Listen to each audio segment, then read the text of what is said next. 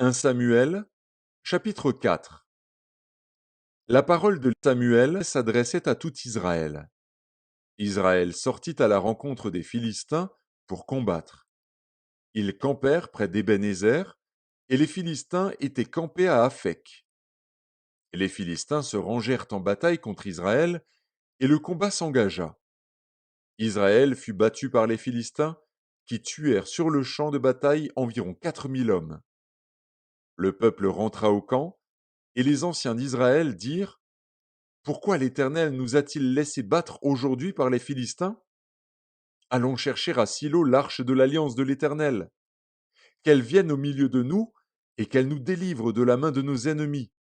Le peuple envoya à Silo, d'où l'on apporta l'arche de l'alliance de l'Éternel des armées qui siègent entre les chérubins.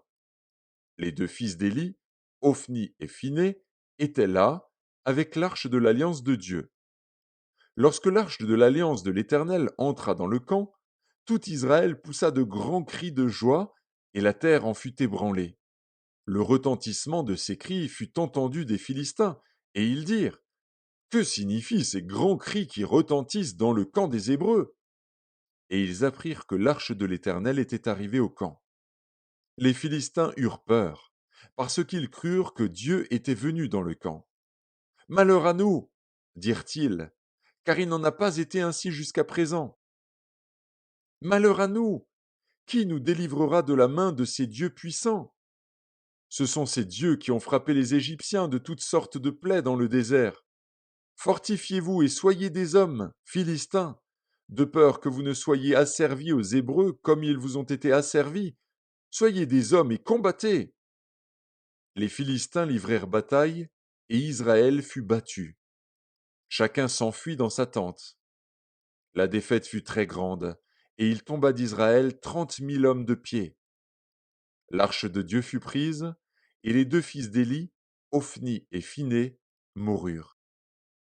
Un homme de Benjamin accourut du champ de bataille et vint à Silo le même jour, les vêtements déchirés et la tête couverte de terre. Lorsqu'il arriva, Élie était dans la tente, assis sur un siège près du chemin, car son cœur était inquiet pour l'arche de Dieu. À son entrée dans la ville, cet homme donna la nouvelle, et toute la ville poussa des cris. Élie, entendant ces cris, dit: Que signifie ce tumulte? Et aussitôt l'homme vint apporter la nouvelle à Élie. Or Élie était âgé de 98 ans, il avait les yeux fixes et ne pouvait plus voir. L'homme dit à Élie: J'arrive du champ de bataille, et c'est du champ de bataille que je me suis enfui aujourd'hui. Élie dit: Que s'est-il passé, mon fils? Celui qui apportait la nouvelle dit en réponse: Israël a fui devant les Philistins, et le peuple a éprouvé une grande défaite.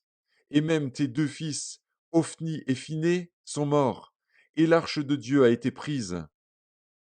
À peine eut-il fait mention de l'arche de Dieu, qu'Élie tomba de son siège à la renverse, à côté de la porte. Il se rompit la nuque et mourut, car c'était un homme vieux et pesant. Il avait été juge en Israël pendant 40 ans. Sa belle-fille, femme de Phiné, était enceinte et sur le point d'accoucher.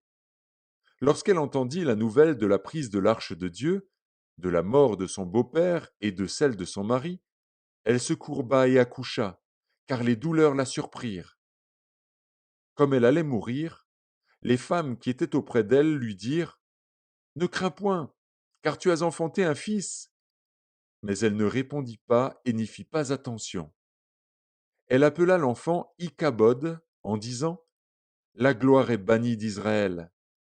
C'était à cause de la prise de l'arche de Dieu et à cause de son beau-père et de son mari. Elle dit: La gloire est bannie d'Israël, car l'arche de Dieu est prise.